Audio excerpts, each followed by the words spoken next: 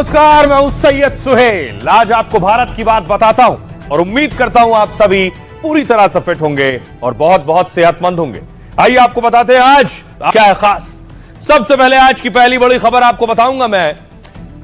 Putin Bharat आ रहे हैं और पुतिन के भारत आने से पहले किस किस को मिर्ची लग रही है, क्यों आखिर पुतिन के भारत आने से पहले कांग्रेस ने प्रधानमंत्री नरेंद्र मोदी का चाय वाला वीडियो जारी किया है और पीएम मोदी का मजाक उड़ाया है। साथ ही आपको बताऊंगा सिर्फ कांग्रेस नहीं, फ्रांस, जर्मनी और ब्रिटेन को भी मिर्ची लग रही है क्योंकि पुतिन भारत आ रहे हैं। क्या कह रहे हैं फ्रांस, ब्रिटेन, जर्मनी आपको बताऊंगा। साथ ही इन्हें पुतिन ने करारा जवाब दिया है कि ऐसा वार करूंगा कि शांति समझौता करने के लिए भी कोई नहीं बचेगा।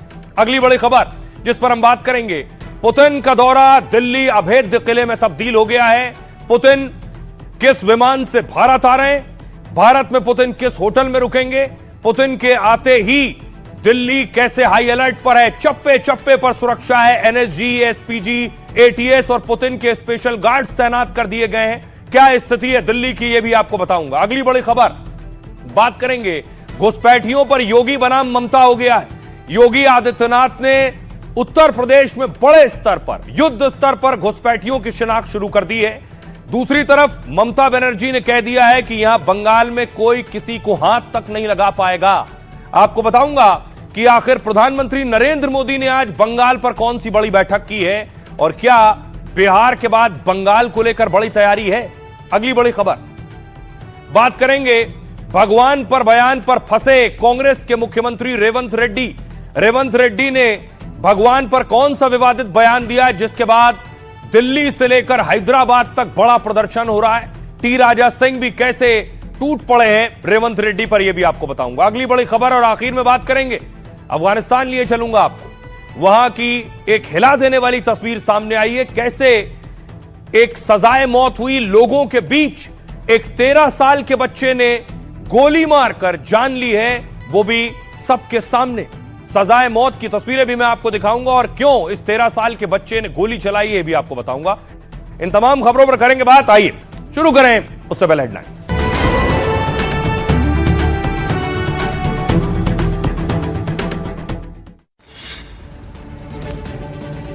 कांग्रेस ने उड़ाया पीएम मोदी का मजाक, कमांडो के साथ दिल्ली रवाना पुतिन, योगी। आपको बताऊंगा इस बड़ी खबर ये कि बीजेपी ने दिल्ली एमसीडी के चुनाव में जीत दर्ज की है। दिल्ली एमसीडी के 12 वार्डों पर उपचुनाव के नतीजे जारी हुए हैं। बीजेपी को 7, आम आदमी पार्टी को 3 और कांग्रेस को 1 सीट मिली है। इस चुनाव में बीजेपी को 2 सीट का नुकसान हुआ। नए श्रम कानून को लेकर विपक्ष का प्रदर्शन, संसद परिसर में केंद्र सरकार के खिलाफ लगाए नारे। हिंदू देवी देवताओं पर तेलंगाना के सीएम के बयान पर बवाल हो गया। हैदराबाद में बीजेपी महिला कार्यकर्ता ने खोला मोर्चा, रेवंत रेड्डी के खिलाफ की नारेबाजी।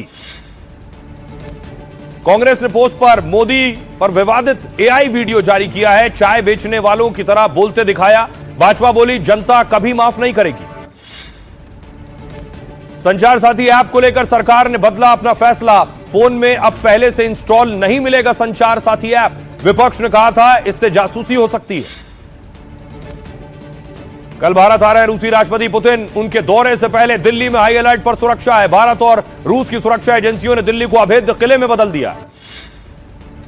अफगानिस्तान में 13 साल के बच्चे से दिलवाई गई मौत की सजा, 80,000 लोग देखने पहुंचे। इसी दोषी ने बच्चे के 13 परिजनों की जान ली थी।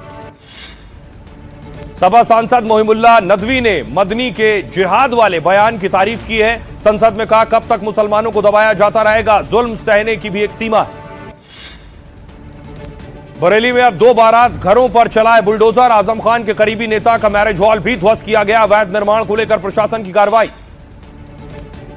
संजौली मस्जिद पर हाईकोर्ट ने दिया 3 मंजिल गिराने का आदेश, अब तक 2 फ्लोर गिराए गए हैं, नीचे की 2 मंजिल तोड़ने पर स्टे है। बीएचयू में आधी रात हुआ जमकर बवाल, 300 छात्रों और 150 सुरक्षा कर्मियों में मारपीट हुई। छात्रों ने सुरक्षा कर्मियों पर पहले मारपीट करने का आरोप लगाया। छत्तीसगढ़ के अंबिकापुर में कोयला खदान के विस्तार का विरोध हुआ है। ग्रामीणों और पुलिस के बीच हिंसक झड़प में कई लोग घायल हुए। भारी संख्या में पुलिस बल की तैनाती की गई। छत्तीसगढ़ के बीजापुर में 7 नक्सली ढेर हुए। मौके से एसएलआर समेत कई हथियार बरामद है। मुठभेड़ में डीआरजी के 2 जवान भी शहीद हुए। अभिनेता धर्मेंद्र के निधन के 9 दिन बाद अंतिम विदाई। सनी देओल ने हरिद्वार में पिता की अस्थियां विसर्जित की। बॉबी देओल परिवार को गले लगकर भावुक हुए। फिल्म कांतारा के सीन की नकल कर फंसे बॉलीवुड एक्टर रणवीर सिंह। धार्मिक भावनाएं आहत करने की शिकायत दर्ज हुई है। रणवीर ने सोशल मीडिया पर मांगी माफी। रायपुर में भारत और दक्षिण अफ्रीका के बीच दूसरा वनडे जारी है। टीम इंडिया के 359 रनों के लक्ष्य का पीछा कर रही है अफ्रीकी टीम। T20 सीरीज के लिए टीम में हार्दिक पांड्या और शुभमन गिल को मौका।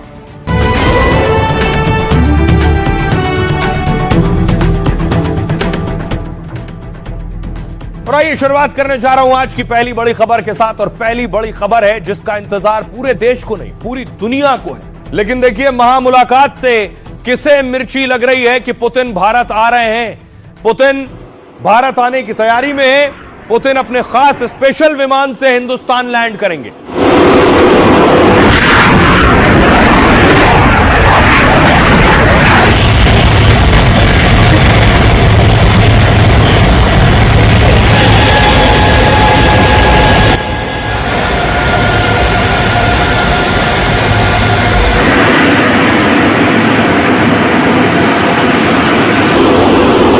पुतिन के भारत आने से पहले देखिए जरा तैयारियां।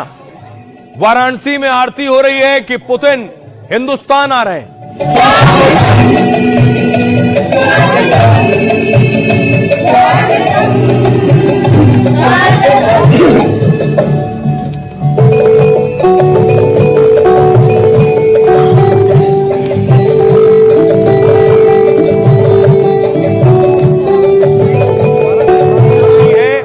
कि अपने मेहमान का अलग अंदाज में स्वागत करते हैं और अतिथि भगवान स्वरूप होते हैं, इसलिए पुतिन की आरती हो रही है। इसके अलावा पुतिन दिल्ली में आएंगे तो देखिए दिल्ली में हालात क्या है। दिल्ली में सुरक्षा चाक चौबंद है। चप्पे चप्पे पर सुरक्षा है। परिंदा पर भी नहीं मार सकता।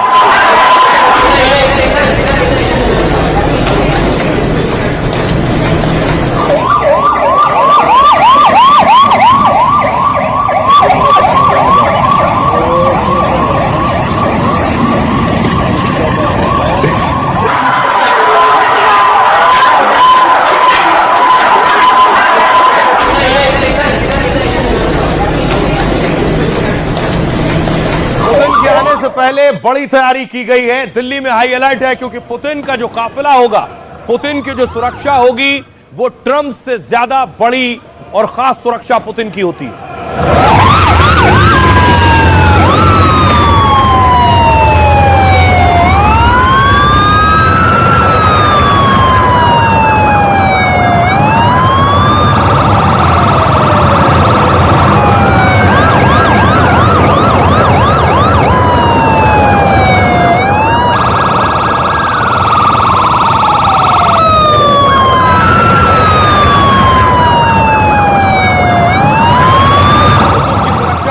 पुतिन के पास दर्जनों गाड़ियों का काफिला चलता है और बीच में पुतिन की गाड़ी चलती है।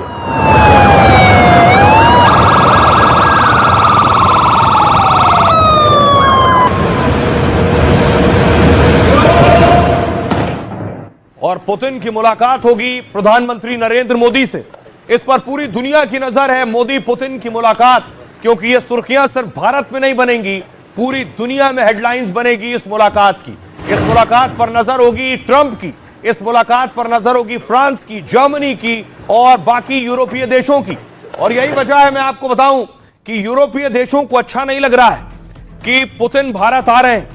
न फ्रांस को अच्छा लग रहा है, न जर्मनी को और न ब्रिटेन को अच्छा लग रहा है। आखिर इन देशों को क्यों मिर्ची लग रही है ये मैं आपको बताऊंगा, लेकिन सिर्फ इन देशों को नहीं, विपक्षी नेताओं को क्यों खराब लग रहा है। देख रहे हैं आप, प्रधानमंत्री नरेंद्र मोदी का ये एआई वीडियो कांग्रेस ने ट्वीट किया है। चाय बोलो चाहिए, आय चाहिए, चाय बोलो चाहिए, आय चाहिए, चाय बोलो चाहिए, आय चाहिए। ये आप देख रहे हैं प्रधानमंत्री नरेंद्र मोदी को अपमान करने वाला वीडियो। पीछे आप देख रहे हैं झंडे लगे हुए दुनिया के देशों के, और पीएम मोदी के हाथ में केतली है, दूसरे हाथ में ग्लास है। कांग्रेस पार्टी ने ये एआई वीडियो जारी किया है ठीक पुतिन के आने से पहले। आय चाहिए, चाय बोलो चाहिए। आय मोदी पुतिन की मुलाकात का काउंटडाउन शुरू हो चुका है। पूरी दुनिया में महामुलाकात की चर्चा है। मॉस्को से दिल्ली तक हाईटेक सुरक्षा और किले जैसे इंतजाम हैं।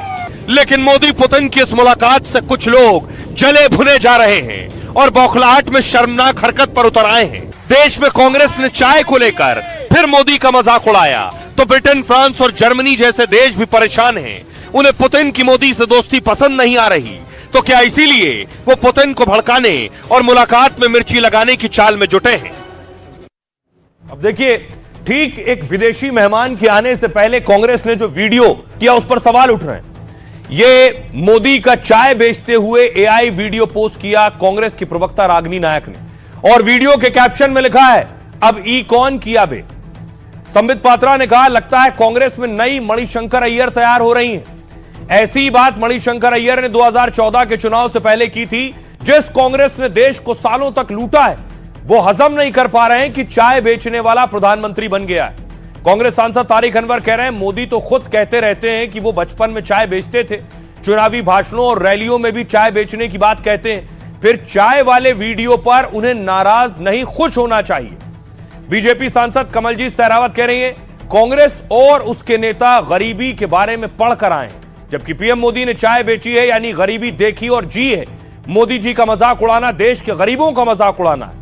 शहजाद कह रहे हैं, पहले रेणुका ने संसद का अपमान किया, अब रागिनी पीएम का मजाक बना रही है। नामदार कांग्रेस कामदार प्रधानमंत्री के सामने टिक नहीं सकी, इसलिए वो पहले की तरह उनके चाय वाला होने पर तंज कस रहे हैं। अनिल विज कह रहे हैं, कांग्रेस ने करोड़ों लोगों और लोकतंत्र का अपमान किया है। कांग्रेस की इस शर्मनाक हरकत को जनता कभी माफ नहीं करेगी। सुनिए जरा पुतिन के आने से पहले नया सियासी घमासान। चाय चाय कह के चाय बेचना यह काम है, यह देश को लूटना नहीं है। जो लोग देश को लूटते हैं वह चाय के और चाय बेचने वाला जब प्रधानमंत्री बन जाता है तो इसी प्रकार बौखलाते हैं। कई मौके ऐसे आते हैं जब वो इस बात को गर्व से बोलते हैं कि मैं तो बचपन में चाय बेचता हूँ। अगर वो बचपन में, हालांकि उसका कोई सबूत नहीं मिला अभी तक कि वो चाय बेचते थे कि नहीं बेचते थे, इसका सबूत नहीं मिला, लेकिन उनकी बात को मान लिया जाए तो अगर उस पर किसी ने एक फिल्म बना दिया है तो इसमें किसी को आपत्ति नहीं होनी चाहिए। लोगों का अपमान किया है। कांग्रेस प्रजातांत्रिक सिस्टम को, प्रजातांत्रिक व्यवस्था को, प्रजातांत्रिक प्रणाली का घोर अपमान कर। देश के प्रधानमंत्री एक ऐसे परिवार से आए हैं जिन्होंने गरीबी को जिया है। वो आप कांग्रेस वालों के लिए बिल्कुल सही कहते हैं कि आप गरीबी पढ़कर आए हैं और मैं गरीबी जी कर आया हूँ। मेहनत करके जो व्यक्ति आगे बढ़ा है उसका मजाक उड़ाना इस देश के गरीबों का मजाक उड़ाना है। तो सिर्फ ये पार्टी नहीं, आपको बताऊं, पुतिन रूस से आने से पहले जानते हैं किससे मिले? जो उनके जानी दुश्मन है ट्रंप के दामाद से मुलाकात की।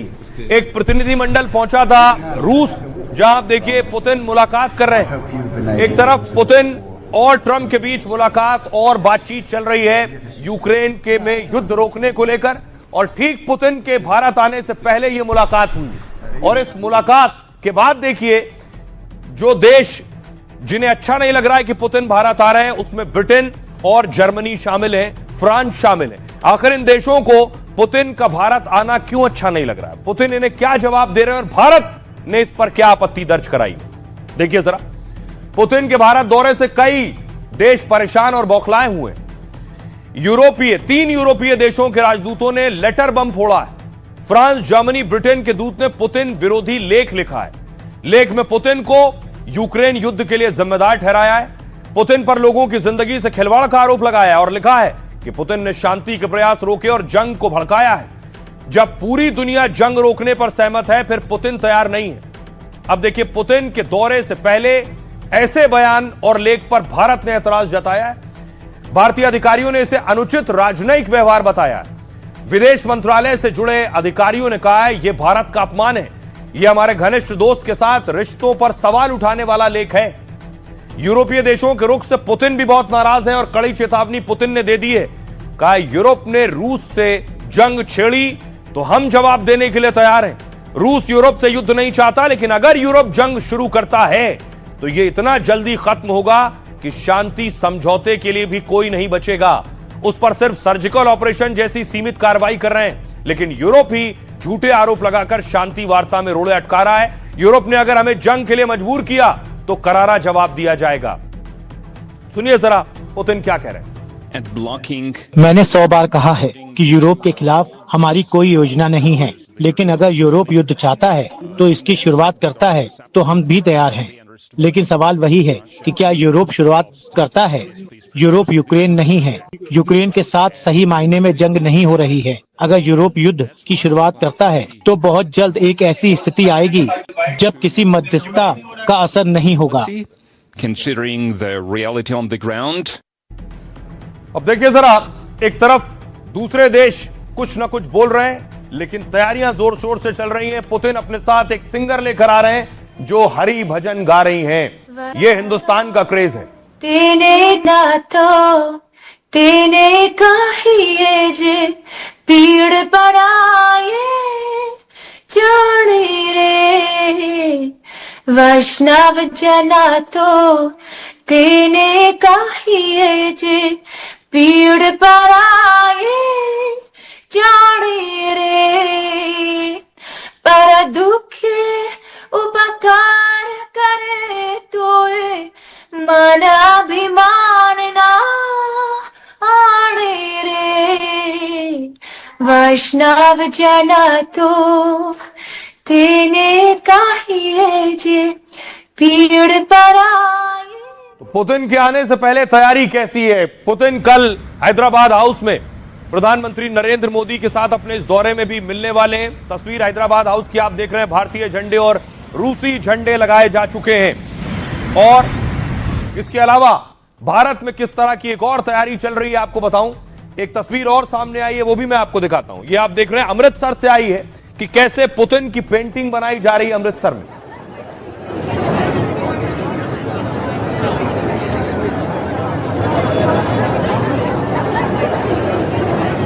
लेकिन देखिए पुतिन रुकेंगे कहां भारत आने के बाद? सभी ये जानना चाहते हैं कि पुतिन रूस के राष्ट्रपति आ रहे हैं तो उनके लिए कुछ जगह भी बहुत खास होगी, तो पुतिन रुकेंगे ऐसा कहा जा रहा है। संभावित है कि आईटीसी मौर्य इस होटल में पुतिन ठहरेंगे।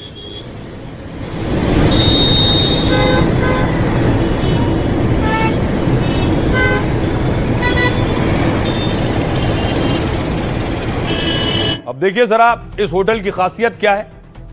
पुतिन दिल्ली के मशहूर आईटीसी मौर्य होटल में रुक सकते हैं। आईटीसी मौर्य 5 स्टार और सबसे लग्जरी होटल में से एक है।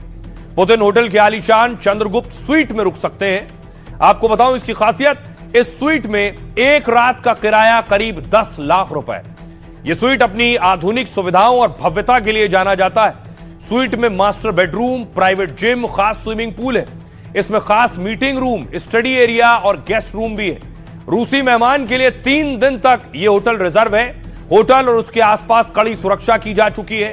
पुतिन और उसके डेलीगेशन की मेहमान नवाजी का इंतजाम हो रहा है और 40 सालों से आईटीसी मौर्य ग्लोबल नेताओं की पहली पसंद रहा है।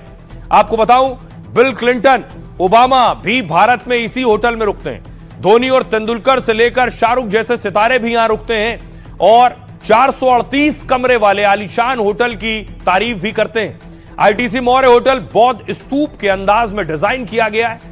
इसमें भारतीय कलाकृतियां और विरासत की झलक भी है। यह है इसकी खासियत। अब मैं आपको बताऊं कि पुतिन इस होटल में रुकेंगे, लेकिन पुतिन का प्लेन जिस प्लेन से आने वाले हैं वो तस्वीर देखिएगा। यह है वो प्लेन जिससे पुतिन भारत आएंगे और बहुत खास प्लेन है। इसे किला भी कहा जाता है।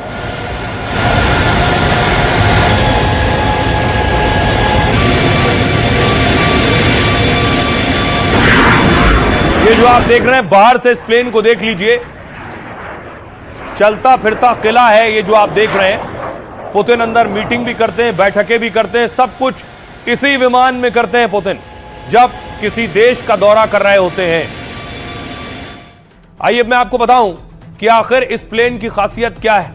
ये देख रहे हैं, पुतिन कुछ इस अंदाज में मौजूद होते हैं, यहां बैठते हैं और जैसे एयरफोर्स 1 ट्रंप का उड़ता हुआ किला है, ऐसे ही पुतिन का विमान उड़ता कमांड सेंटर माना जाता है, क्योंकि पुतिन विमान के अंदर से ही सारे आदेश दे सकते हैं। महलनुमा इस खास विमान में एक ड्राइंग रूम और एक खास किचन भी है। आपको बताऊं, पुतिन के विमान में खास मीटिंग कॉन्फ्रेंस रूम भी बना हुआ है और इसमें एक मास्टर बेडरूम है, एक जिम है और एक मेडिकल रूम भी इसके अंदर है। विमान में मल्टीलेयर मिसाइल जैमिंग सिस्टम भी मौजूद है, मतलब दुश्मन के हवाई हमले को नाकाम करने में सक्षम है, परमाणु या इलेक्ट्रॉनिक हमला नाकाम करने में भी सक्षम है। मतलब पुतिन का इल्यूशन विमान बुलेट प्रूफ और बम प्रूफ भी है। लेकिन विमान के अंदर ही न्यूक्लियर कमांड बटन भी होता है, यानी विमान यात्रा के दौरान भी पुतिन परमाणु अटैक कर सकते हैं। पुतिन के प्लेन के साथ हर वक्त 2 बैकअप विमान भी उड़ते हैं। अगर पुतिन के विमान में किसी भी तरह की दिक्कत आ जाती है तो वो तुरंत दूसरे विमान से पुतिन वापस रूस लौट सकते हैं। दूसरे देश के इंजीनियर को उनके विमान को छूने की इजाजत नहीं होती है। अब आपको दिखाऊं कि कैसे पुतिन की सुरक्षा जो है, जब वो भारत आएंगे तो बहुत खास सुरक्षा में रहेंगे। पुतिन जब जिस जगह जाएंगे चप्पे चप्पे पर पहले से सिक्योरिटी होगी। ये देख रहे हैं, ये कुछ इस तरह का होता है पुतिन का सुरक्षा दस्ता। बीच में पुतिन चल रहे हैं, चारों तरफ उनके सिक्योरिटी ऑफिसर चल रहे हैं, खास स्पेशल ऑफिसर्स होते हैं।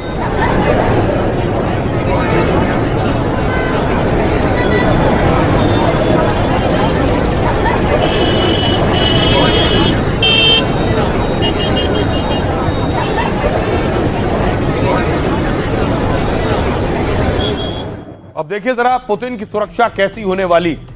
खास सुरक्षा घेरे में होंगे पुतिन। पुतिन का सुरक्षा घेरा ट्रंप से ज्यादा मजबूत और अभेद्य होता है। इसे देखते हुए दिल्ली को किले में तब्दील कर दिया गया है और पुतिन के लिए 5 स्तर का खास सुरक्षा घेरा तैयार किया गया है। देखिए जरा सुरक्षा घेरा। बाहरी लेयर की सुरक्षा तेज तर्रार एनएसजी कमांडो के हाथों में होगी। आतंकवाद विरोधी अभियान और बंधक छुड़ाने में ये एक्सपर्ट्स हैं। वीवीआईपी सुरक्षा और बड़े ऑपरेशन में एनएसजी कमांडो लगाए जाते हैं। इसके अलावा जब मोदी पुतिन साथ होंगे तो एसपीजी भी मोर्चा संभालेगी। एसपीजी देश में सुरक्षा का सबसे मजबूत और अभेद्य घेरा माना जाता है। पुलिस और सेना के बेहतरीन जवान एसपीजी का हिस्सा होते हैं। देश में यह सुरक्षा सिर्फ प्रधानमंत्री और उनके परिवार को मिलती है। इसके अलावा एंटी टेररिस्ट स्क्वाड यानी एटीएस भी होगी। एटीएस कमांडो आतंकियों से निपटने में माहिर होते हैं। दिल्ली धमाकों के बाद एटीएस की अहमियत और बढ़ गई है। दिल्ली की खास और खुफिया जगहों पर एटीएस कमांडो रहेंगे और पुतिन के 50 से ज्यादा ये स्पेशल गार्ड्स भी रहेंगे, जो परछाई की तरह हर वक्त पुतिन के साथ होंगे। ये जवान हाथ से भी मुकाबला करने में बहुत माहिर होते हैं और किसी को भी पुतिन के पास आने नहीं देते हैं। साथ ही साथ पुतिन के साथ हमेशा 2 बॉडीगार्ड्स होते हैं, ऐसे सूटकेस के साथ जो आप देख रहे हैं। कभी कभी इसी सूटकेस का वो छाता जैसे इस्तेमाल भी करते हैं, यानी ढाल बनाकर। ये कोई भी आम छाता या सूटकेस नहीं होता है, ये पूरी तरह से बुलेट प्रूफ सूटकेस होता है। अचानक होने वाले हमले को रोकने में भी सक्षम होता है। साथ ही इस सूटकेस में एक पिस्तौल भी रखी होती है। और इतना ही नहीं, एक और कमाल जो पुतिन के साथ कहा जाता है और होता है, पुतिन के काफिले में एक जैसी कई कारें होती हैं, यानी दुश्मन पता न लगा पाए पुतिन किस गाड़ी में, रूसी राष्ट्रपति किस कार में बैठे हैं, किसी को नहीं पता। और कई बार तो उनके बॉडी डबल का भी इस्तेमाल होता है। बॉडी डबल यानी पुतिन के जैसे दिखने वाले कई लोग भी उनके आसपास होते हैं, जो प्लास्टिक सर्जरी कराकर पुतिन जैसे दिखते हैं। यह भी सुरक्षा का एक अलग तरीका है। सुनिए जरा, अब आपको सुनवाता हूं, सुनिए एक्सपर्ट्स क्या कह रहे हैं। और हमारे सहयोगी ग्राउंड जीरो पर पहुंचे हैं और सुरक्षा का जायजा लिया। इस समय मेरी मौजूदगी दिल्ली के आईटीसी मौर्य होटल के बाहर है, जहां पर हर बार जब भी पुतिन भारत आते हैं आईटीसी मौर्य में रहते हैं। लेकिन आप देखिए, एक तस्वीर अगर मैं आपको दिखाऊं तो पुलिस की पीसीआर गाड़ी पहले से यहां पर तैनात है। बैरिकेडिंग यहां पर दिल्ली पुलिस की गई है आईटीसी मौर्य होटल के ठीक बाहर। और अब कहीं ना कहीं जो पुतिन के आने से पहले की कड़ी सुरक्षा के बंदोबस्त है वो जरूर किए गए हैं। अब देखिए जरा, पुतिन भारत आएंगे, व्यस्त 2 दिन उनके रहने वाले हैं। पुतिन का प्रधानमंत्री नरेंद्र मोदी के साथ एक खास भोज भी है। पुतिन और मोदी का जो प्राइवेट भोज है ये कल होना है। इस भोज में जब 2 देशों के बड़े नेता मिलते हैं और वो प्राइवेट डिनर निजी भोज होता है तो उसमें बहुत सी निजी बातचीत भी होती है। क्या वो यूक्रेन को लेकर बात होगी, क्या वो अमेरिका को लेकर बात होगी, भारत अमेरिका के बीच जो पिछले दिनों तनाव देखने को मिला क्या उसको लेकर बात होगी, इन सब मुद्दों पर बात होगी। आइए आपको बताऊं, पुतिन का 2 दिन का पूरा प्रोग्राम क्या है। सबसे पहले मैं आपको बताऊं, 4 दिसंबर यानी कि कल शाम 6 बजे खास विमान से दिल्ली पहुंचेंगे पुतिन और शाम को 7 बजे ही 7 लोक कल्याण मार्ग में पीएम मोदी के साथ डिनर होगा। रात 9 बजे कड़ी सुरक्षा में रात्रि विश्राम के लिए चले जाएंगे और 5 दिसंबर को यानी अगले दिन परसों सुबह 9:15 पर राष्ट्रपति भवन में पुतिन का औपचारिक स्वागत किया जाएगा। पुतिन को गार्ड ऑफ ऑनर दिया जाएगा वहां। उसके बाद सुबह 10 बजे राजघाट जाकर महात्मा गांधी को श्रद्धांजलि देंगे। 5 दिसंबर को ही सुबह 11 बजे हैदराबाद हाउस में मोदी के साथ शिखर बैठक होगी। मोदी और पुतिन संयुक्त बयान भी जारी करेंगे। दोपहर को भारत मंडपम में भारत रूस बिजनेस फोरम की भी बैठक होगी और इस बैठक में मोदी और पुतिन दोनों शामिल होंगे। और 5 दिसंबर को ही शाम 6 बजे राष्ट्रपति की ओर से पुतिन के लिए राजकीय भोज भी है। पुतिन के साथ आए खास मेहमान और मोदी भी इसमें शामिल होंगे। 5 दिसंबर को ही रात करीब 10 बजे 30 घंटे के दौरे के बाद पुतिन वापस रूस रवाना हो जाएंगे। यह उनका 30 घंटे का पूरा दौरा है। सुनिए जरा सियासतदान क्या कह रहे हैं। तैयारी भी वही चलती है जिसमें आना जाना रहता है, तो उनका स्वागत करते हैं और अभिनंदन करते हैं। हमारे रूस के साथ वर्षों से बहुत ही गहरे संबंध है। हर संकट के समय रूस ने हमारा साथ दिया। इस वक्त जो दुनिया भर में उथल पुथल का एक माहौल बना है, उसमें जो आपके नोडल पॉइंट्स हैं, जो आपके पुराने दोस्त हैं, जिनको अच्छी तरह आप जानते पहचानते हैं और जो जिनमें पूरा भरोसा आपको है, फिर से गुफ्तगू करें, मिलें, बैठें और एक राय अम्मा बनाएं। इसके लिए एक बहुत अच्छा ये मौका है। और उन्होंने प्रेसिडेंट पुतिन का विजिट इंडिया के लिए बहुत इम्पोर्टेंट भी है और इस विजिट में इंडिया और रशिया का रिलेशन आगे बढ़ना चाहिए। दोस्ती आगे बढ़ने के लिए एक बहुत अच्छा मौका है। और आइए खबरों में आगे बढ़ते हैं। आज की एक और बड़ी खबर है। देखिए क्या हो रहा है यूपी और बंगाल में। घुसपैठियों पर गदर शुरू हो गई। योगी आदित्यनाथ आज गोरखपुर में थे। यह तस्वीर आप देख रहे हैं। योगी का हेलीकॉप्टर गोरखपुर में हेलीपैड पर सर्किट हाउस में लैंड हुआ।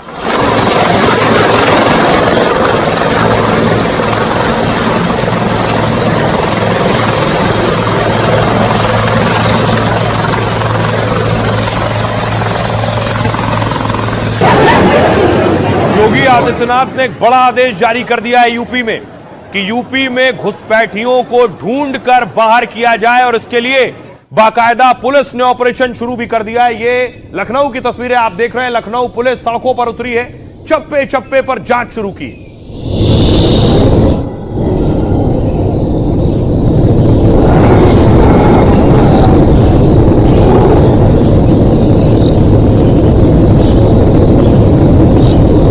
योगी की फोर्स आप देख रहे हैं घुसपैठियों को ढूंढने के लिए निकली है और बाकायदा लोगों की जांच शुरू हो गई है। उनके पास जो डॉक्यूमेंट्स हैं, जो दस्तावेज हैं, जो इधर उधर रह रहे होते हैं, उन सब की जांच और पड़ताल की जा रही है।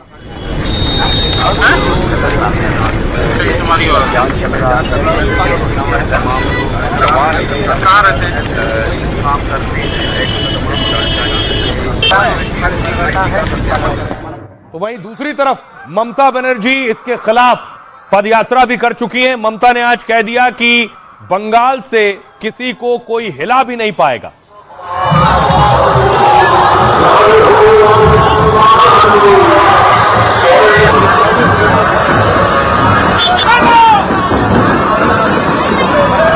पिछले दिनों आपको याद होगा किस तरह से जैसे ही शुरुआत हुई एसआईआर की खबर भी आई, कैसे बंगाल में ही लोग भारत बांग्लादेश बॉर्डर पर जाकर पहुंच गए थे, भीड़ जुट गई थी।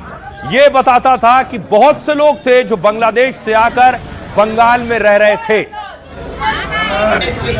तो घुसपैठियों को संरक्षण देने का है। अगर डेमोग्राफी चेंज इसी प्रकार की होगी, घरों के अंदर घंटी और शंख भी नहीं बजाने देंगे।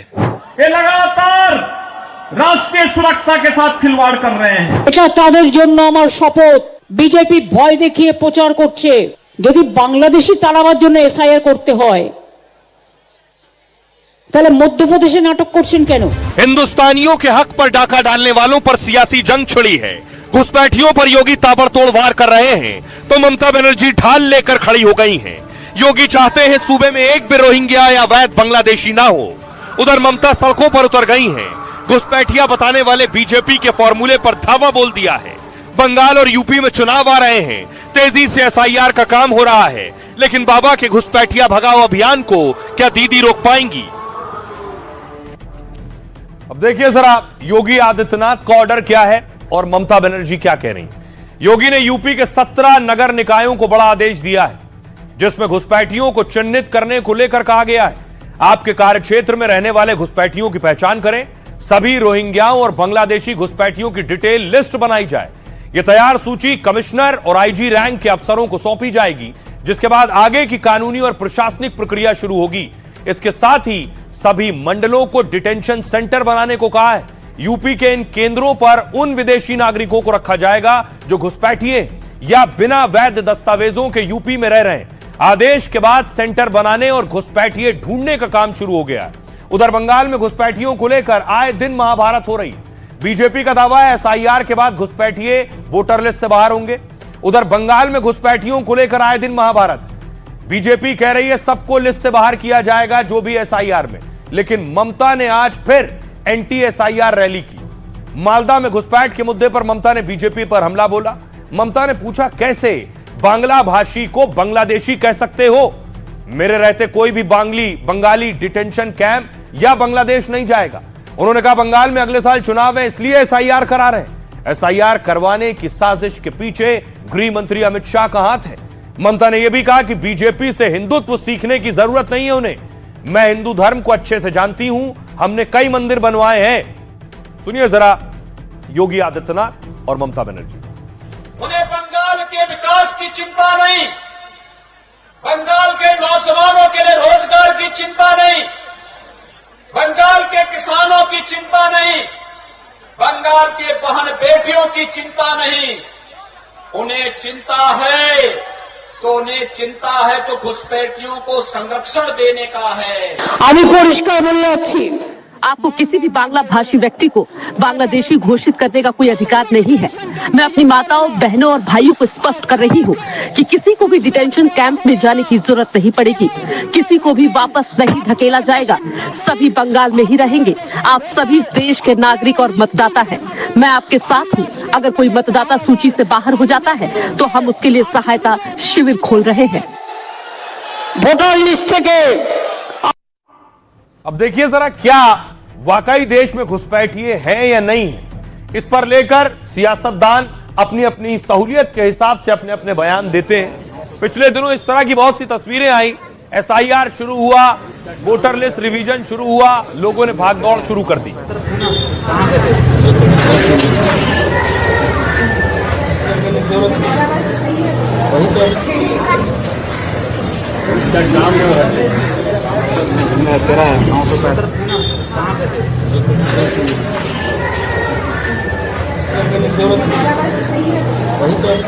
अब आइए आपको बताऊं कि सच्चाई क्या है।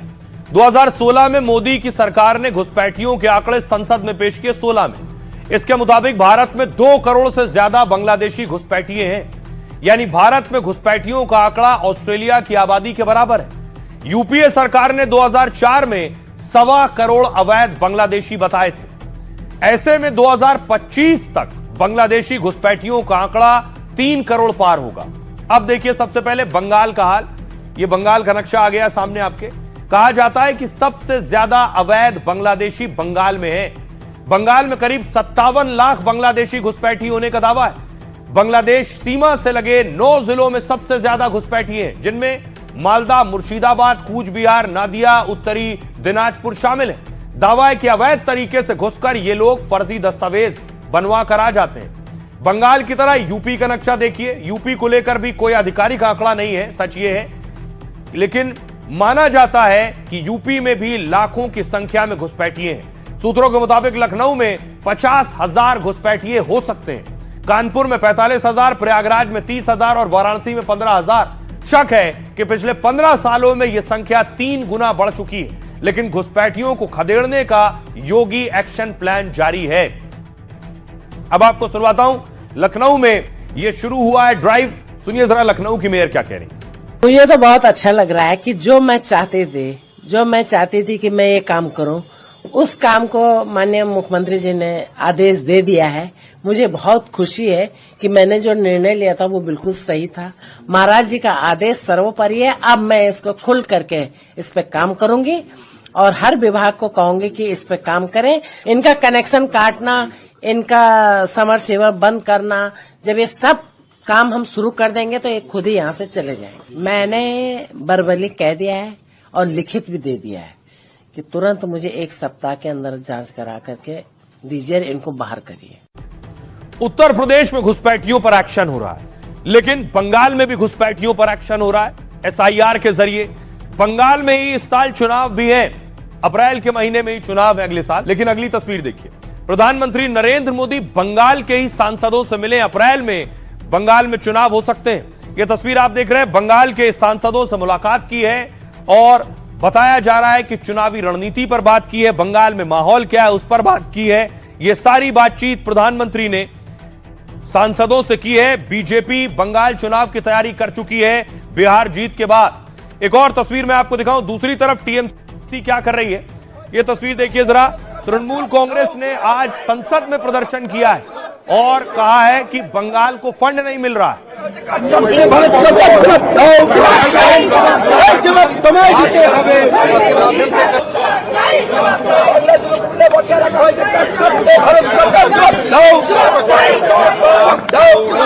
तो देखिए, बंगाल चुनाव में वक्त कम बचा है, इसलिए बीजेपी हमेशा चुनाव से काफी पहले एक्शन मोड में आ जाती है। प्रधानमंत्री नरेंद्र मोदी भी एक्शन मोड में आ गए। ये आज की तस्वीर। संसद, पीएम संसद की कार्रवाई से पहले बंगाल बीजेपी सांसदों से मिले। पीएम मोदी से मिलने वाले बंगाल बीजेपी के 12 सांसद थे। बीजेपी के इन सांसदों को मोदी ने जीत का टारगेट दिया है। पीएम मोदी ने सांसदों से साफ कहा, बंगाल चुनाव जीतना है। बंगाल विजय के लिए मोदी ने सांसदों को भी मंत्र दिया है। बोले अभी से काम शुरू करें ताकि जीत सुनिश्चित हो। 2026 के चुनाव को लेकर डिटेल प्रेजेंटेशन तैयार करें और चुनाव में पार्टी के लिए खास पॉलिटिकल प्लानिंग करें। लोगों को संगठित कर ग्राउंड जीरो पर फोकस कीजिए। केंद्र सरकार के कामों को जनता तक ले जाने को भी कहा है। जनता को बताएं कि सरकार उनके लिए क्या कर रही है। इतना ही नहीं, बंगाल में होने वाली हिंसा को भी उजागर करें। पीएम ने कहा, जमीनी स्तर पर जो हो रहा है उसका कड़ा विरोध करना चाहिए। मोदी ने बीजेपी सांसदों पर हमले का उदाहरण दिया, कहा ऐसी घटनाओं को प्रभावी ढंग से उजागर करना होगा ताकि वहां के लोग यह समझ सकें कि टीएमसी के नेतृत्व में किस तरह बंगाल में हिंसा को बढ़ावा दिया जा रहा है। सुनिए जरा, पीएम इधर बैठक कर रहे थे, उधर ममता बनर्जी कह रही थी कि वो बीजेपी के हिंदुत्व के एजेंडे से डरने वाली नहीं है। सुनिए। बीजेपी मुझे हिंदुत्व सिखाने की कोशिश ना करे। मैं जानती हूँ कि हिंदुत्व क्या है। हमने जगन्नाथ धाम, कालीघाट और दक्षिणेश्वर में स्काई वॉक बनवाए हैं। मदन मोहन मंदिर और शिव जोगा मंदिर का विकास भी हमने ही किया है। सिलीगुड़ी में महाकाल मंदिर और दुर्गा आंगन भी हम ही बनवा रहे हैं। हमने फुलारा माँ, काम कली ताला और तारापीठ मंदिरों के लिए भी काम किया है। क्या नहीं किया? आपने क्या किया? आप पक्षपाती है। तो ममता बनर्जी बता रही थी उन्होंने किस किस मंदिर को बनाया है, किसको ठीक किया है। लेकिन दूसरी तरफ क्या बीजेपी बिहार स्टाइल में ही बंगाल जीतेगी? क्या यह तस्वीर आपको याद होगी? बीजेपी बिहार जीतने के बाद प्रधानमंत्री नरेंद्र मोदी जब बीजेपी हेडक्वार्टर पहुंचे थे, नरेंद्र मोदी, नरेंद्र मोदी, नरेंद्र मोदी, नरेंद्र मोदी, नरेंद्र मोदी, नरेंद्र मोदी, दोनों हाथ उठा के नरेंद्र मोदी, नरेंद्र मोदी। तो बिहार में आपको याद होगा एसआईआर हुआ और एसआईआर के बाद जो नतीजे आए वो बम्पर जीत के थे।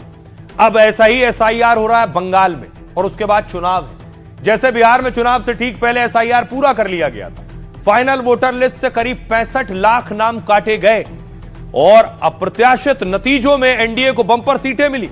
यही बंगाल में रिपीट होने की अब आशंका जताई जा रही है, क्योंकि बंगाल में अभी 26 लाख नाम काटे जा सकते हैं। चुनाव आयोग का दावा है इन नामों का रिकॉर्ड ही नहीं मिल रहा है। एसआईआर फॉर्म का डिजिटाइजेशन जैसे जैसे आगे बढ़ेगा, कई और नाम ऐसे हो सकते हैं जो रिकॉर्ड में ही ना हो। ऐसे में आयोग उन वोटर्स को लिस्ट से हटा सकता है। हाल ही में बीजेपी नेताओं ने चुनाव आयोग से शिकायत की थी। चुनाव आयोग से मिलने के बाद अमित मालवीय ने दावा किया कि बंगाल में 2002 से 2025 तक 88 लाख लोगों की मौत हो गई, लेकिन उनमें से कई लोगों के नाम वोटर लिस्ट में शामिल हैं। मृत ही नहीं, पलायन करने वालों के भी नाम जोड़ दिए गए। बीजेपी ममता पर घुसपैठियों को शरण देने का आरोप लगा रही है और वोटर लिस्ट की सफाई के बाद बंगाल जीतने का दावा कर रही है। लेकिन ममता बनर्जी ने साफ कह दिया है कि बंगाल बिहार नहीं है। बंगाल में एसआईआर करवाकर बीजेपी ने खुद अपनी कब्र खोद ली है, यह ममता बनर्जी कह रही है।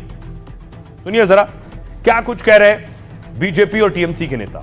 ये लोग वोट चोरी करने वाले खुद हैं लोग, और ये लोग वही हैं जो घुसपैठिए को वोट का अधिकार दिलाना चाहते हैं। नीतीश कुमार और नरेंद्र मोदी के भरोसे का जीत है, और हम लोग कह रहे हैं बिहार की जीत हमारी है, अगली बारी बंगाल की है। एसआईआर पर सवाल करने वाले जनता की नजर में स्वयं सवाल के घेरे में आ गए हैं।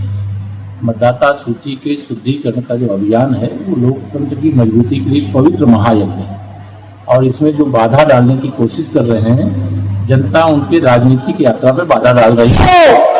बीजेपी एसआईआर को इतनी जल्दी क्यों शुरू किया गया? उन्हें पता था कि चुनाव आ रहे हैं और बहुत ही चतुराई से गृह मंत्रालय ने इसकी योजना बनाई। हम आर पार की लड़ाई लड़ेंगे, आप बंगाल को रोक सकते हैं। बीजेपी एसआईआर कहकर अपनी कब्र खुद बना रही है। वे बंगाल पर कब्जा नहीं कर सकते। बंगाल के लोग कभी आपका साथ नहीं देंगे। बंगाल बिहार से अलग है। इस बीच सियासी खबरों के बीच एक और बहुत जरूरी खबर और एक कामयाबी वाली खबर जो देश की डीआरडीओ से जुड़ी हुई है। डीआरडीओ का फाइटर टेस्ट मैं आपको दिखाने जा रहा हूं। ये फाइटर टेस्ट क्या होता है बताऊं, उससे पहले एक तस्वीर आपको दिखाऊं। आपको याद होगा दुबई में एक एयर शो हो रहा था जिसमें भारत के फाइटर पायलट तेजस चला रहे थे और तेजस क्रैश हो गया था, और नमांश साहब इस फाइटर पायलट से निकल नहीं पाए थे, जिसमें वो शहीद हो गए थे इसके क्रैश होने के साथ ही।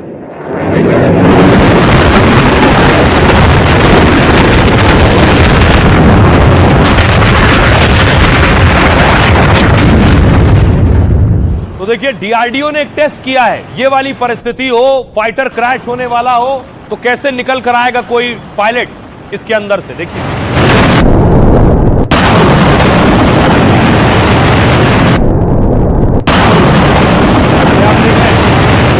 उसकी रफ्तार देखिए। फाइटर का कॉकपिट आपको आगे नजर आ रहा है। फाइटर में मान लीजिए आग लगी, फौरन कॉकपिट फट गया और पायलट बाहर निकल आया है पैराशूट के साथ। यह तकनीक है जिसके जरिए पायलट को बचाया जा सकेगा, और यह अब स्वदेशी है।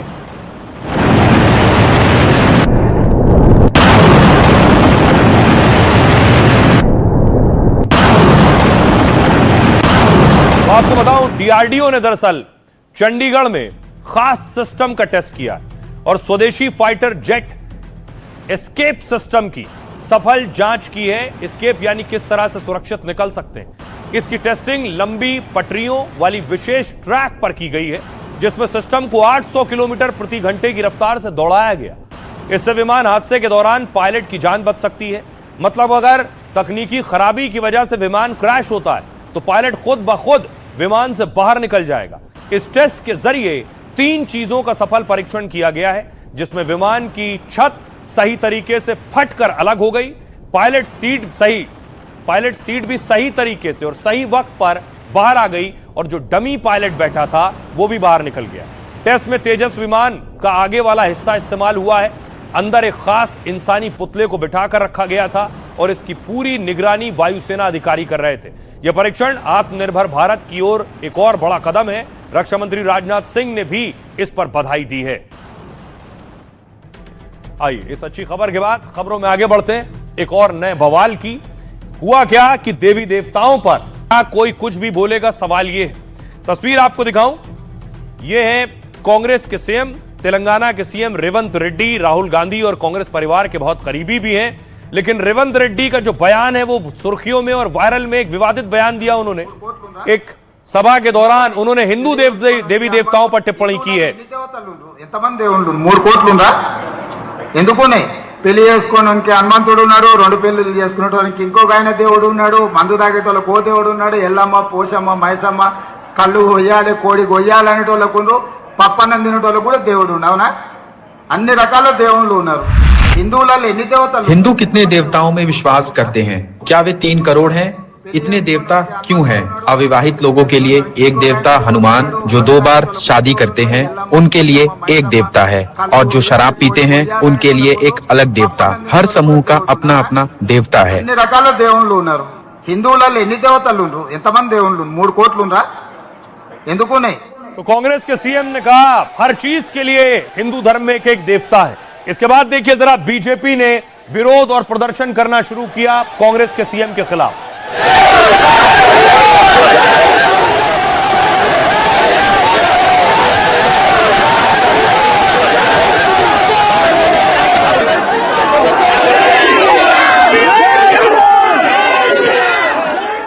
और उसके बाद बीजेपी, उसके बाद अगली तस्वीर देखिए, उधर प्रदर्शन हो रहा था, इधर राहुल गांधी से मिल रहे थे रेवंत रेड्डी, मुलाकात कर रहे थे।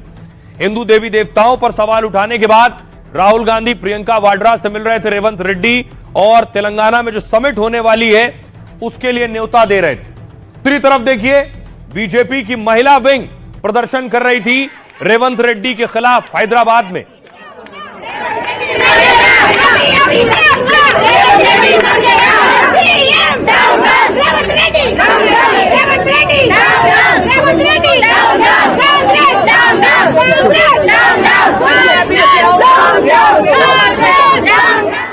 और दूसरी तरफ रेवंत रेड्डी कहां थे? दिल्ली में मल्लिकार्जुन खड़गे से मिल रहे थे, कांग्रेस के अध्यक्ष को समिट का न्योता दे रहे थे तेलंगाना में।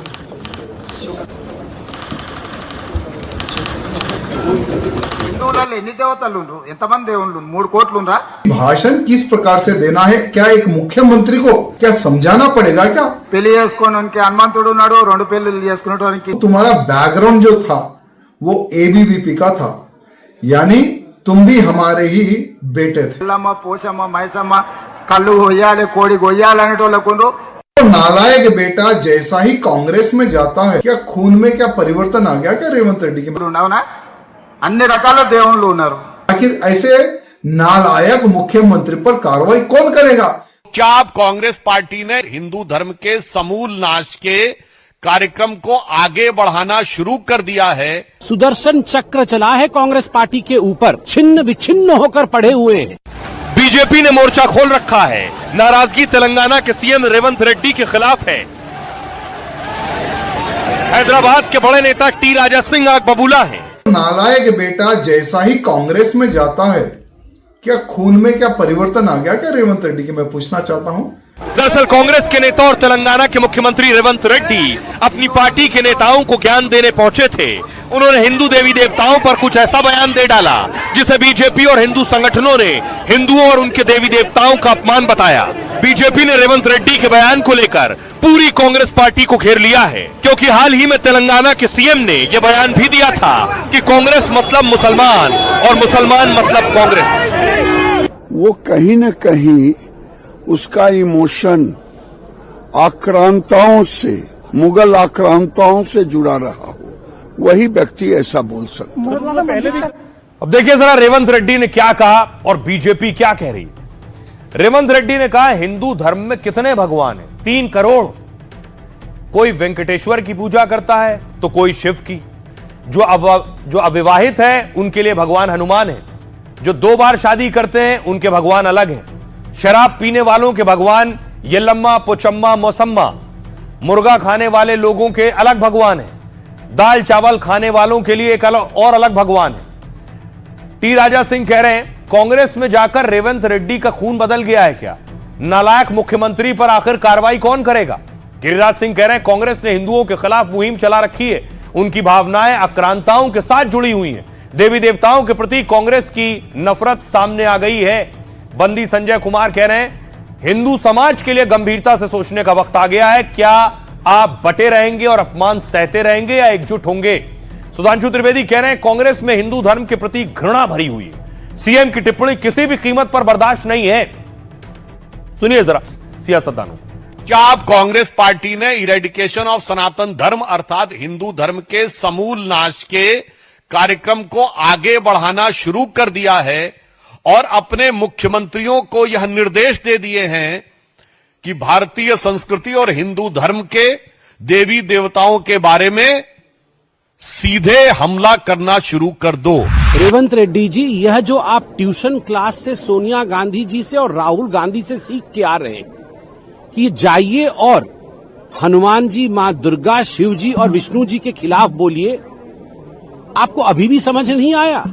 सुदर्शन चक्र चला है कांग्रेस पार्टी के ऊपर, छिन्न विछिन्न होकर पड़े हुए। रेवंत रेड्डी को पूछना चाहता हूं, तुम्हारा बैकग्राउंड जो था वो एबीवीपी का था, यानी तुम भी हमारे ही बेटे थे। लेकिन वो नालायक बेटा जैसा ही कांग्रेस में जाता है, क्या खून में क्या परिवर्तन आ गया क्या रेवंत रेड्डी की? मैं पूछना चाहता हूं।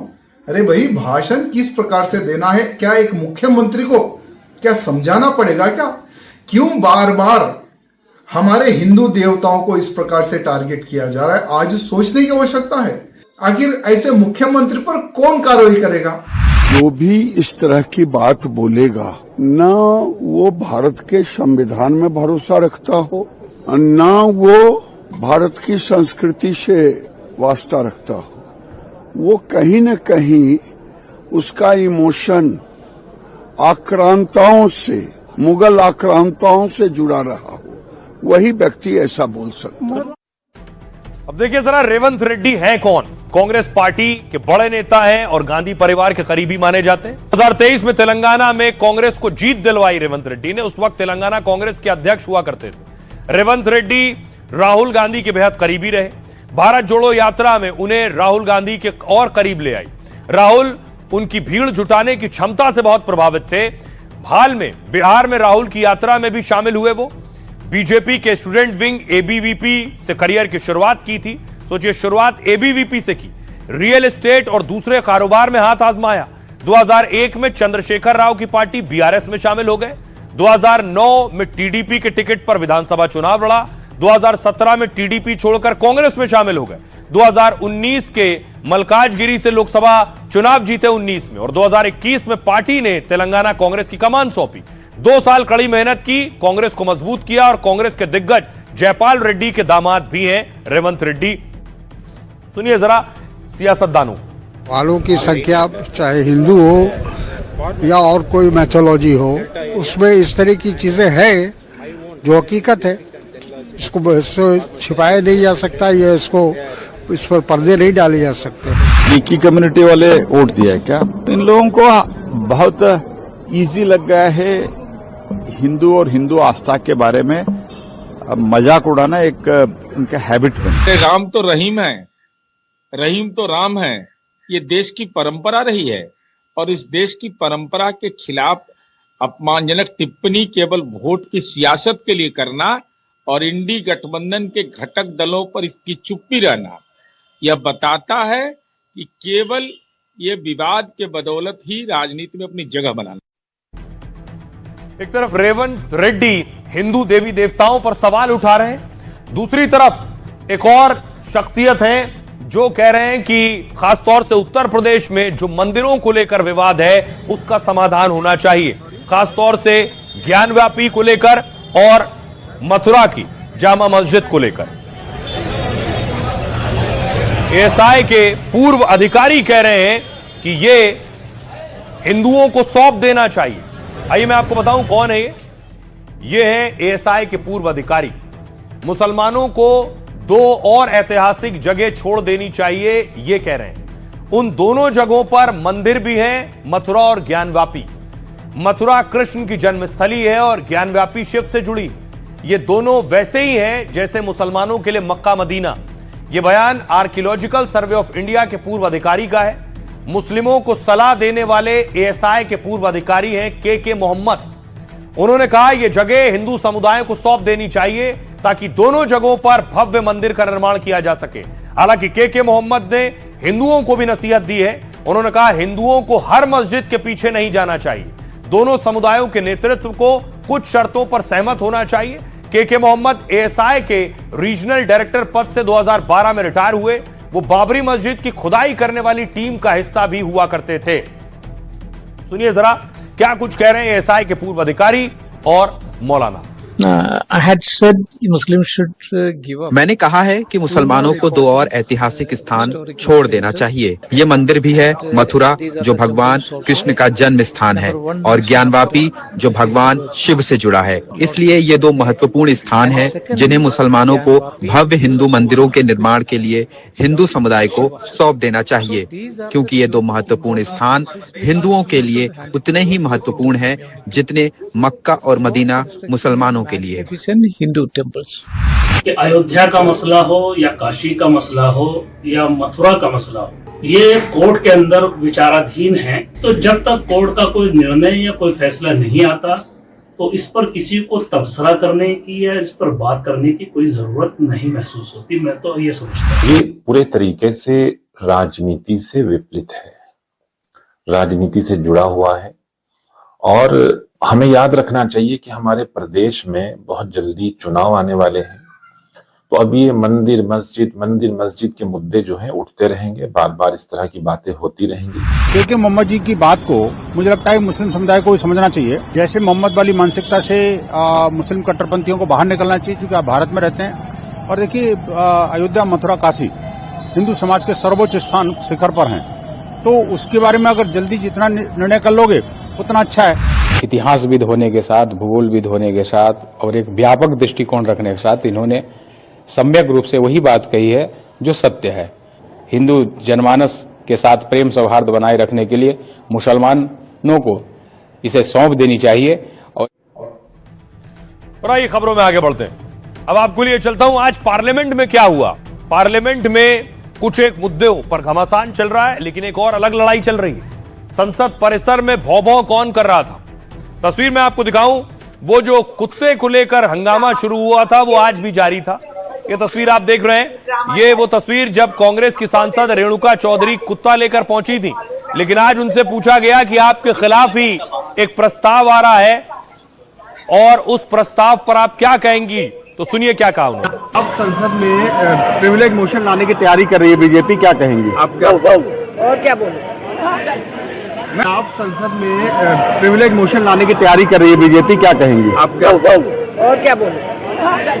पत्रकारों ने सवाल पूछा तो जवाब मिला। संसद परिसर में एक सांसद ने कह दिया, सियासी गलियारे की, झल्लाहट खिसियाहट की। 2 दिनों पहले कुत्तों के साथ आई थी, तब किसी ने नहीं सुना। बात बढ़ गई तो चौतरफा हमला हुआ, फिर तो मामला हो गया। हायरी सियासत, कोई नहीं जानता कब कौन करने लगे। आइए मैं आपको बताऊं कि दूसरी तरफ पार्लियामेंट में क्या हो रहा था। दूसरी तरफ पार्लियामेंट में आज सांसद बाकायदा मास्क लगाकर आए थे दिल्ली में बढ़ते प्रदूषण को लेकर। बच्चे खो गए प्रदूषण में देश में नंबर 1 पास किया था, आपको याद होगा। आप क्या करो। दूसरी तरफ देखिए, इमरान मसूद कांग्रेस के सांसद तो ऑक्सीजन सिलेंडर लेकर पहुंचे थे कि दिल्ली में इस कदर प्रदूषण है।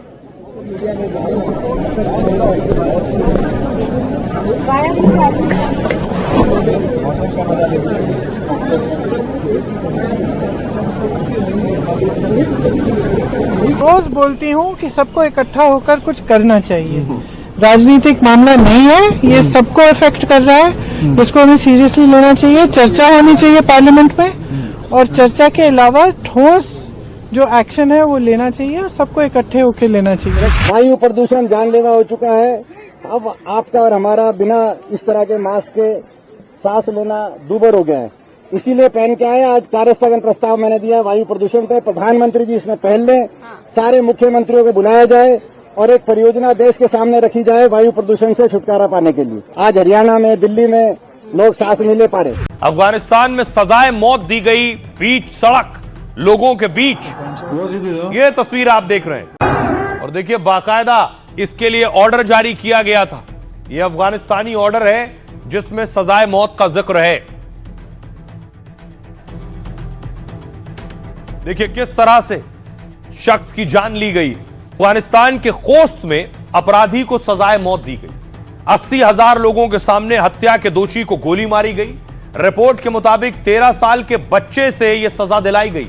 क्योंकि इस अपराधी ने इसी लड़के के परिवार की हत्या की थी। मरने वाले 13 लोगों में बच्चे और महिलाएं भी शामिल थे, वो सब इस बच्चे के परिवार के थे। सजा से पहले अफगान अधिकारियों ने लड़के से पूछा कि क्या वो इस अपराधी को माफ करना चाहते हैं, लेकिन इस लड़के ने साफ इनकार कर दिया। इसके बाद फिर 13 साल के बच्चे को बंदूक दी गई और फिर उसने अपने परिवार के हत्यारे को मौत की सजा दी। सजा का यह आदेश अफगानी सुप्रीम कोर्ट ने जारी किया था। यह सजा किसास यानी जान के बदले जान के तौर पर दी गई। मौत के इस आदेश पर सर्वोच्च लीडर अखुंदजादा ने खुद हस्ताक्षर किए। सजा देखने के लिए नोटिस जारी करके लोगों को बुलाया गया था, दिखाने के लिए सजा, और नोटिस में लोगों से खोस्त के सेंट्रल स्टेडियम में जुटने को कहा था। मौत की सजा देखने अफगानिस्तान के चीफ जस्टिस भी पहुंचे थे और स्टेडियम में खोस्ता के गवर्नर और दूसरे सरकारी अधिकारी भी मौजूद थे। अभी इस मामले में 2 और दोषियों की मौत की सजा बाकी है। उन्हें फांसी इसलिए नहीं हुई क्योंकि पीड़ितों के वारिस मौजूद नहीं थे। आइए आज एक और खबर आई, आपको लिए चलता हूं। देखिए जरा कहां बवाल हुआ जब लोगों ने पुलिस को खदेड़ लिया। अंबिकापुर की तस्वीरें सामने आई हैं। तस्वीर देखिए, छत्तीसगढ़ की तस्वीर है। लोगों ने पुलिस पर पत्थर चलाने शुरू कर दिए।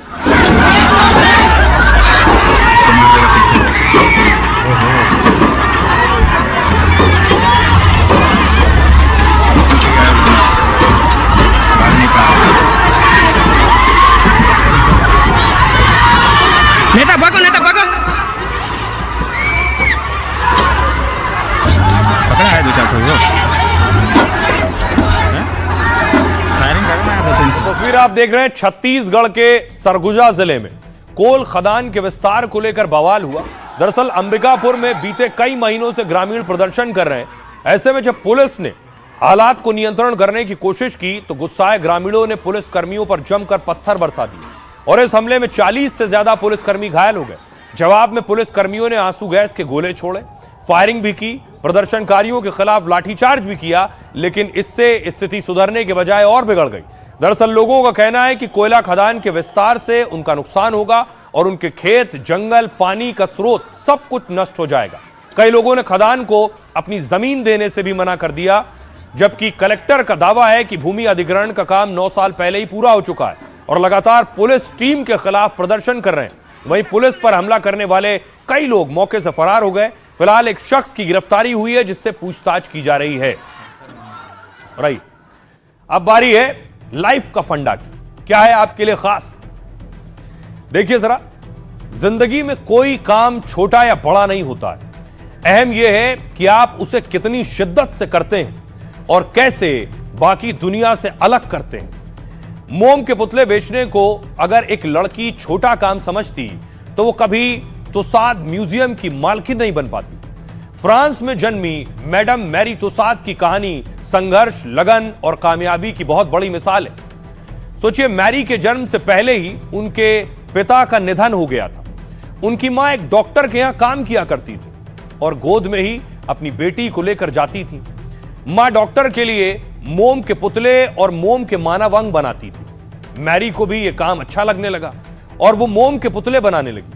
मोम के पुतले और मूर्ति बनाने में मैरी इतनी डूब जाती थी कि उन्हें खाने पीने तक का भी पता नहीं चलता था और वक्त क्या हो गया याद नहीं रहता था। एक एक मूर्ति को बनाने में महीनों लगते थे।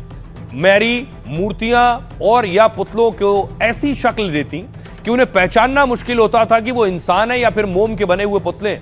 फ्रांस के क्रांतिकारियों के पुतले बनाने पर जेल भी उन्हें जाना पड़ा, लेकिन मैरी तुसाद ने हार नहीं मानी। जेल से छूटते ही फिर हुनर को संवारने में लग गई और अपने परिवार को भी मोम की मूर्ति की कला सिखाई। आज सोचिए, लंदन, न्यूयॉर्क, दुबई समेत 20 से ज्यादा शहरों में मैडम तुसाद म्यूजियम है, जिनमें प्रधानमंत्री मोदी से लेकर अमिताभ बच्चन, रोनाल्डो और सचिन जैसी हस्तियों की मोम की मूर्तियां हैं। और अपनी कला से मैडम तुसाद ने फंडा दिया। दुनिया मजाक उड़ाए या आपके काम को छोटा बताए, अपने जुनून को पहचानिए और उस पर दिल जान से जुड़ जाइए। एक दिन आपको पहचान भी मिलेगी और कामयाबी भी। तो जहां से जो अच्छा हासिल हो उसे अपनाइए, अपनी जिंदगी में उतारिए।